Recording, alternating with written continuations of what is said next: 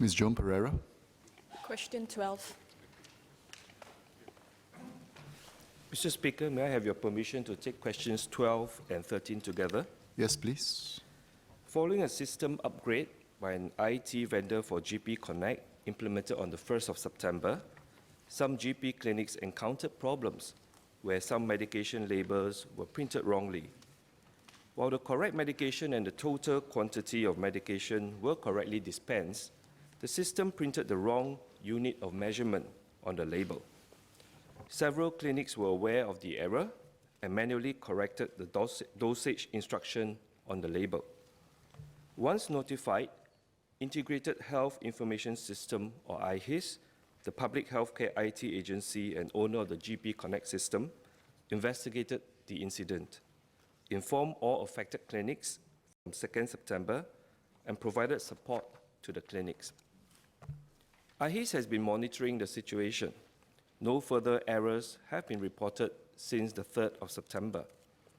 Affected patients were monitored by the clinics, and to date, there have not been any reports of adverse effects.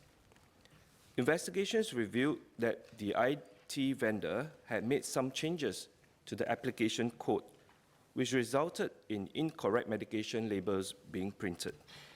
These changes were unrelated to the upgrade. Hence, the user acceptance test designed to evaluate the upgrade did not pick up the error. The vendor also did not report any errors from the other tests done. Since the incident, additional rounds of testing have been conducted to ensure that existing functions with GP Connect are working as designed. The unit of measurement function is also being enhanced to prevent future errors. IHIS is also thoroughly reviewing testing procedures prior to future software rollouts to prevent such occurrences. In addition, they will step up monitoring of software rollouts and improve their response to better support users. Ms. Joan Pereira. SMS, thank you for your reply. I have two SQs. First, would the ministry consider putting in place a process encouraging doctors to print out a copy of the prescription for the patient after examination and going through with him the medicines and dosages?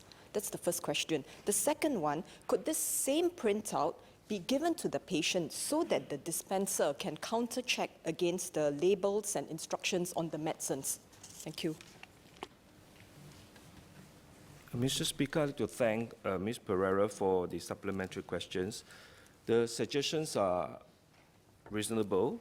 In fact, variants of this practice are already being done in many clinics.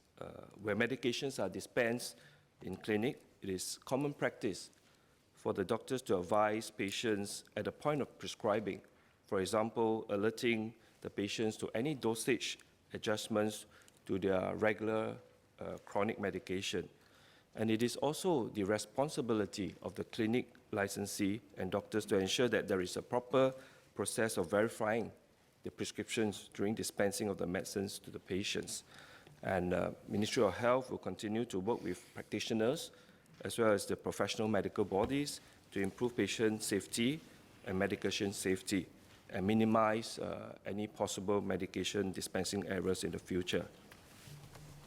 Associate Professor Daniel Goh. Thank you, SMS. Just one question. Would IHIS be held accountable for this error in any way? I'd like to thank Mr. Daniel Goh for the supplementary questions.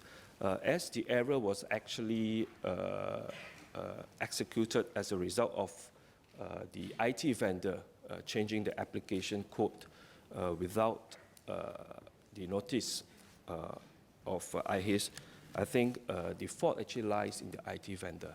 And I'll leave it to IHIS to actually manage the situation with the respective IT vendor. Dr. Intan. Thank you, Mr. Speaker. Would the ministry be considering looking at new security measures or new technologies such as blockchain, for example, to ensure the security and immutability of the data so that such sensitive data such as prescribed medicine can be assured? I'd like to thank Dr. Intan for the supplementary question. But with regards to this particular incident, I think it is a human error whereby a wrong application code was actually applied.